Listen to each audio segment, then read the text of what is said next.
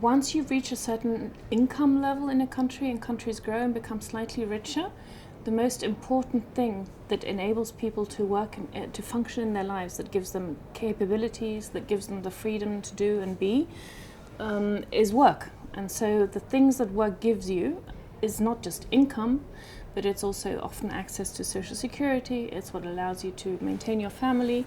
It's what gives you a certain stability and allows you to plan ahead.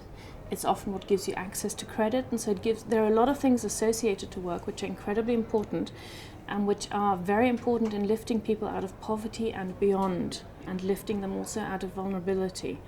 And so for countries to focus on, when they're focusing on development policies, on the one hand, of course, they have to focus on poverty issues, but beyond poverty, the next step is employment. I think the main challenge is that nobody really understands what the dynamics are between growth, development, trade, and then job characteristics. So, for example, we know how the quantity of jobs behaves with economic statistics, but we know very little about how employment conditions change. And so you can have global trends such as globalization or deregulation or technology, which change your labor market and changes the jobs that a labor market produces. And if you don't address that with public policies, then your labor market changes and you may not even be aware of it.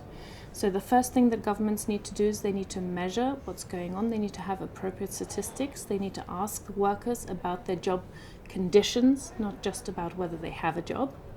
And then once you have the detail of that, you can start measuring other aspects of work, which include income, social security, job stability, the risk of becoming unemployed, whether people are receiving vocational training. All those things are equally important.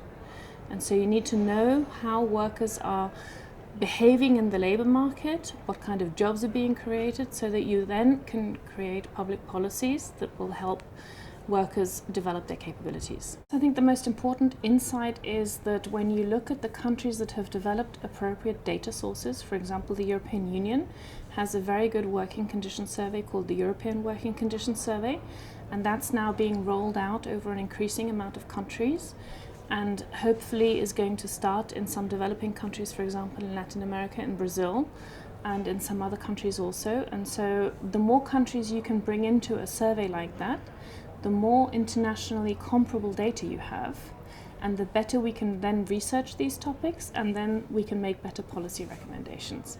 So the key thing really is to roll out these international surveys across the broadest possible range of countries.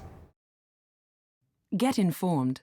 www.knowpoor.eu